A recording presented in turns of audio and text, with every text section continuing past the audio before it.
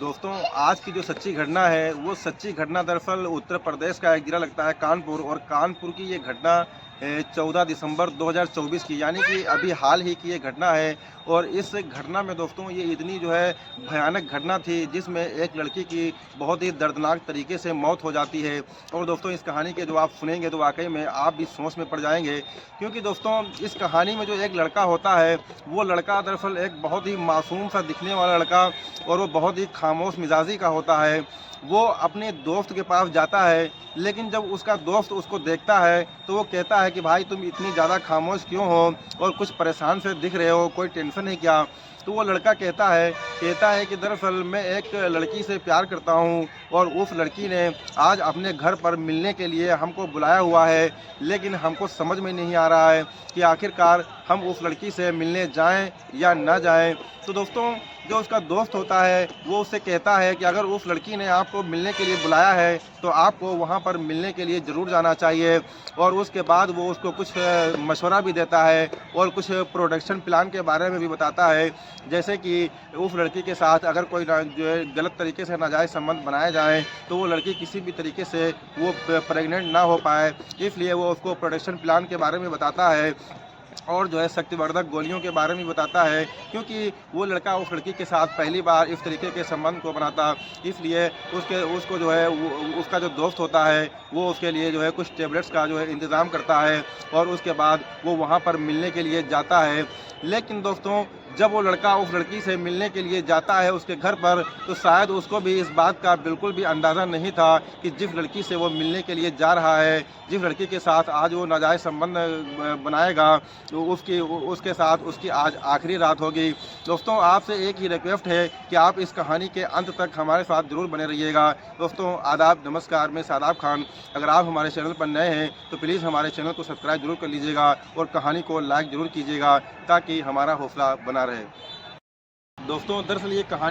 कहानी है उत्तर प्रदेश का एक ज़िला लगता है कानपुर, और ये कानपुर की कहानी बहुत ही निर्भीक कहानी है। इस कहानी में दरअसल होता यह है कि जो इस लड़की के जो माता पिता होते हैं वो सारे के सारे लोग चले जाते हैं एक शादी समारोह में, और उस शादी समारोह से जब वो पूरी तरीके से जब फुर्सत पाते हैं उसमें, और फुर्सत पाने के बाद जब वो अपने घर पर आते हैं, तो आने के बाद जैसे ही वो घर के अंदर प्रवेश करते हैं तो डायरेक्ट वो अपनी बेटी को आवाज़ लगाते हैं। लेकिन जो उनकी बेटी होती है वो बेटी कहीं पर जो है दिखाई नहीं देती है, और उसकी आवाज़ भी अगल बगल कहीं भी नहीं आती है। तो घर के जो भी सदस्य शादी में गए थे वो जब घर के अंदर प्रवेश करते हैं तो घर का एक एक कोना वो ढूंढने लगते हैं, और देखते हैं कि आखिर जो है हमारी बेटी कहाँ पर चली गई है।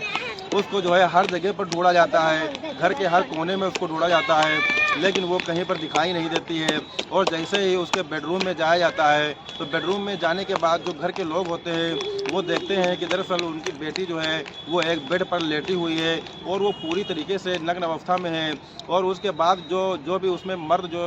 उस घर के जो सदस्य होते हैं दोस्तों, वो जैसे ही देखते हैं वो तुरंत वो वहाँ से उस कमरे से पीछे हट जाते हैं, और उस घर की जो औरतें होती हैं वो औरतें उस कमरे के अंदर प्रवेश करती हैं, और प्रवेश करने के बाद जो उसका शरीर जो नग्न अवस्था में पड़ा होता है उसके ऊपर वो चादर डाल देती हैं, और वो तुरंत जो है इस बात को समझ जाती हैं कि ज़रूर इसमें कोई ना कोई गड़बड़ी हुई है। दोस्तों उसके बाद जो है उसके पैर को हाथ को दोनों को हिलाया जाता है, लेकिन उसका जो शरीर होता है वो किसी भी तरीके से कोई भी मूवमेंट नहीं करता है, क्योंकि इसकी वजह ये होती है क्योंकि वो लड़की पूरी तरीके से जो है मर चुकी थी। उसके बाद जो है उसके ऊपर पानी डाला जाता है, और वो लोग सोचते हैं कि शायद ये लड़की जग जाए, लेकिन वो नहीं जगती है, क्योंकि उसको मरे हुए तकरीबन 5 से 6 घंटे का लगभग समय हो चुका था। तो इसलिए जैसे उसको हाथ को उठाया जाता है तो उसका हाथ जो है पूरा ऐंठा हुआ था, यानी कि जो उसका पूरा शरीर होता है वो शरीर जिस अवस्था में वो लेटी हुई थी उसी अवस्था में जो है उसका शरीर पूरा अकड़ गया था, और वो उठने का नाम बिल्कुल भी नहीं ले रहा था। इस तरीके से जो आदमी लोग होते हैं जब उनको इस बारे में सूचना दी जाती है तो वो लोग बहुत ज़्यादा परेशान हो जाते हैं, और घर के जो भी सदस्य होते हैं, उसकी माँ होती हैं, उसकी बहन होती हैं, उसके भाई लोग होते हैं, वो सभी के सभी लोग बहुत तेज़ जो आवाज़ में जो है रोने लगते हैं। और रोने की आवाज़ें सुन करके जो आस पड़ोस के लोग होते हैं वो भी वहाँ पर हाजिर हो जाते हैं, और हाजिर होने के बाद वो लोग भी सोच में पड़ जाते हैं कि आखिरकार क्या हुआ है। उसी में से जो बाहर के लोग आते हैं तो उसी में से एक लोग जो है वो पुलिस को फ़ोन कर देता है, और पुलिस तुरंत मौके पर वहाँ पर आती है, और पुलिस जो है मौके पर आकर के वहाँ पर छानबीन करती है, लेकिन वो जो है प्रथम दृष्टया उसको कुछ ऐसी चीज़ नहीं दिखती है। उसके बाद तुरंत जो है फोरेंसिक टीम आती है और फोरेंसिक टीम आने के बाद दोस्तों वहाँ पर जांच पड़ताल में पूरी तरीके से जुट जाती है और उस जो लड़की होती है मृत अवस्था में, उसकी बॉडी को लेकर के उसको पोस्टमार्टम के लिए भेज दिया जाता है और उसके बाद जो है पूछताछ की जाती है। उनके घर वालों से पूछा जाता है कि जिस वक्त लड़की इस घर में थी, ये कांड हुआ, उस वक्त आप लोग कहाँ थे? तो वो लोग बताते हैं कि दरअसल कानपुर देहात में ही एक शादी थी, तो वहाँ पर शादी में हम लोग गए हुए थे और हम लोगों ने अपनी बेटी से भी कहा था कि तुम भी शादी में चलो, लेकिन उसने शादी में जाने से इनकार कर दिया था। वो बताया था कि कुछ तबीयत हमारी नासाज है। उसके बाद जो हमारा एक बेटा है थोड़ा दूरी पर रहता है, तो उसकी जो लड़की है वो भी जो है यही 5 साल की, वो भी यहीं पर रुकी हुई थी। दोस्तों इस तरीके से जो है ये सारी बातें बताई जाती हैं, तो वो लोग जो है कुछ थोड़ा छोटा सा कोई क्लू ढूंढने की कोशिश करते हैं, जो फोरेंसिक टीम होती है, और सोचती है कि कोई ऐसा छोटा सा क्लू मिल जाए जिससे कि जो है इसके बारे में पूरी कहानी का जो है पता लगाया जा सके, पूरी जो सच्चाई है उसके बारे में पता लगाया जा सके। तभी जो फोरेंसिक टीम होती है वो वहाँ पर जाँच कर ही रही होती है, उसको एक छोटा सा ऐसा सबूत मिलता है जिससे कि कुछ वो आगे बढ़ सके, और उसको सबूत ये मिलता है कि एक शक्तिरोधक दवाइयों का रेपर मिलता है। उस रेपर को देखने के बाद जब उसकी जांच पड़ताल होती है तो पता चलता है कि इसमें वही शक्तिवर्धक गोलियां थी जो किसी ने खा करके इसके साथ से नाजायज़ संबंध को मनाया है, तभी इसकी जो है मौत हुई है। उसके बाद जो है पूरे कमरे को, पूरे घर की तलाशी ली जाती है, छानबीन की जाती है, तभी जो है वहाँ पर जो और भी कुछ आपत्तिजनक चीज़ें होती हैं जो है किसी लड़के के द्वारा यूज़ की गई हों, दोस्तों वो भी वहाँ पर मिलती हैं। उसके बाद फोरेंसिक टीम उन चीज़ों को ले लेती है अपने कब्ज़े में और उसके बाद जाँच में जुट जाती है।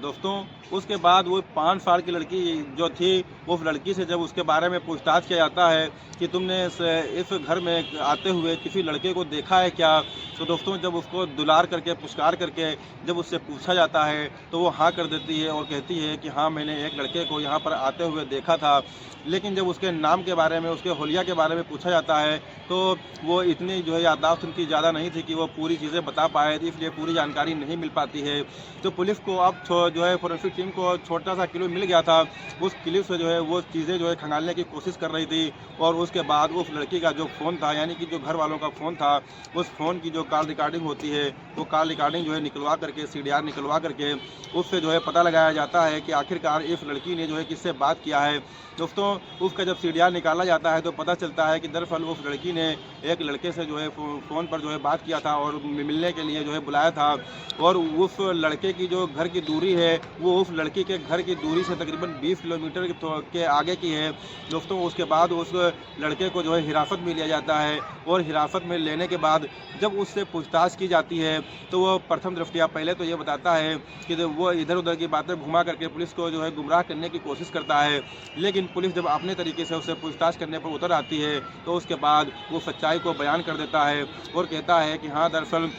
हमारी इनकी दोस्ती जो है सोशल मीडिया प्लेटफॉर्म से हुई थी और फेसबुक के जरिए हुई थी। उसी पर हम लोगों ने जो है बातचीत करना स्टार्ट किया और जो है दोस्ती कब प्यार में बदल गई कुछ इसके बारे में पता ही नहीं चला। उसके बाद इसने जो है हमें ये चीज़ बताई थी कि दरअसल 14 दिसंबर को 13 दिसंबर को हमारे घर के लोग, सभी लोग जो है शादी समारोह में, जो है कानपुर देहात में एक शादी समारोह है, वहाँ पर ये सभी लोग चले जाएंगे और उसी दिन की रात को जो है तुम्हें मौका है, अगर तुम मुझसे मिलने के लिए जो है आना चाहते हो तो आ सकते हो। इस तरीके की बातें वो लड़का जो है वहाँ पर कबूल करता है और किसी को इस बारे में बिल्कुल भी शक ना हो, इसलिए जो उसका बड़ा भाई एक दूसरी जगह पर रहता था वो उसके यहाँ जाती है और जाने के बाद उनसे कहती है कि आप अपनी जो है बेटी को, यानी कि हमारी भतीजी को हमारे घर पर उस रात के लिए जो रुकने के लिए भेज देना, जो कि वो लड़की 5 साल की थी। दोस्तों उसके बाद ये सारी बातें जब वो पुलिस को जो है बताता है, बताने के बाद उसके खिलाफ जो है मुकदमा दर्ज कर लिया जाता है।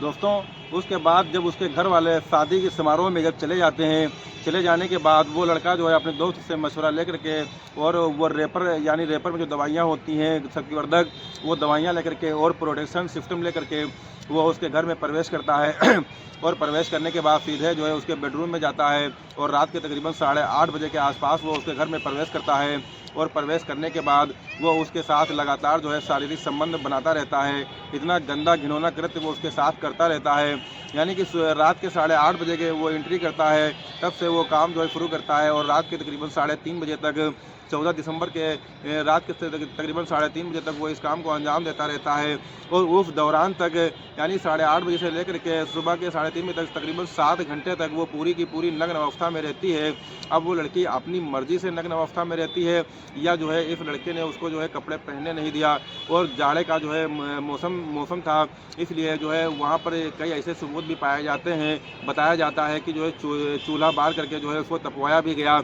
और शायद उसने जो है कुछ दिक्कत उसको महसूस हुई होगी। उसकी तबीयत जब ज़्यादा ख़राब हो जाती है, वो जब उसको दिक्कत महसूस हुई तो उसने आराम करने की नीयत से अपनी बेड के ऊपर वो लेटी होगी। लेकिन जो है तभी उसको शायद ये नहीं पता था कि हमारी जान जो है आज जाने वाली है। दोस्तों, तभी जो है वो लड़का जो होता है, उस लड़के को कुछ भी समझ में नहीं आता है कि आखिरकार हम करें तो क्या करें, और इसको हम संभालें या हम अपने आप को संभालें। वो सिर्फ जो है अपने भागने का, वहाँ से अपने निकलने का जो है रास्ता ढूंढता है और सोचता है कि किसी तरीके से हम यहाँ से जो है भाग जाएँ और उसके बाद जो होगा वो देखा जाएगा। दोस्तों, तभी वो जो है वहाँ से भाग करके निकल जाता है और सीधा अपने घर पहुँच जाता है। दोस्तों, जब वो अपने घर भाग जाता है तो वो भाग करके अपने घर तो पहुंच जाता है, लेकिन अगले दिन 14 दिसंबर को जब वो खबर जो है दोपहर के 12 बजे के आसपास लगभग जब सोशल मीडिया पर वायरल होती है और वो खबर उस तक पहुंचती है, तो उसको इस बात का एहसास तो हो ही गया था, क्योंकि खबर में ये दिखाया जा रहा था कि कानपुर की एक लड़की है और उसके जो परिवार वाले हैं वो एक शादी समारोह में कानपुर देहात में गए हुए थे, और उसी दौरान उस लड़की के घर पर कोई आया और जो है उसके बाद उसकी मौत कैसे जो है मौत हो जाती है। दोस्तों, उसके बाद वो समझ गया था कि हमको आज नहीं तो कल पुलिस हमको गिरफ्तार कर ही लेगी। दोस्तों, उसके बाद जो है पुलिस इस घटनाक्रम का खुलासा करती है तो जो है पता चलता है कि किस तरीके से उसने जो है इस तरीके के जो है घिनौने कृत्य को जो है अंजाम दिया था। और चूँकि वो लड़की जो होती है, वो लड़की जो है नाबालिग थी, 18 साल से कम थी, तो उसके खिलाफ जो है पॉक्सो एक्ट और भी कई धाराओं में जो है मुकदमा दर्ज करके उसको जो है जेल में डाल दिया जाता है। दोस्तों, ये थी जो है आज की जो है सच्ची घटना, जो 14 दिसंबर को जो है घटित हुई। 13 और 14 दिसंबर 2024 की रात को जो ये घटना घटित हुई। दोस्तों, इस घटना के बारे में आप क्या कहना चाहेंगे, उसका आपने जो है कमेंट बॉक्स में ज़रूर जो है लिख करके बताइएगा। दोस्तों, इस कहानी को सुनाने का उद्देश्य किसी की भावनाओं को आहत करना नहीं है, किसी को ठेस पहुंचाना नहीं है, बल्कि समाज में घटित हो रही घटनाओं से सिर्फ आपको अवगत कराना है, ताकि ऐसी घटनाएं सुन करके आप अपने आप को और अपने परिवार को, अपने बच्चों को सुरक्षित रख सकें। दोस्तों, मिलते हैं एक नए दिन एक नई कहानी के साथ, तब तक के लिए शब बखैर।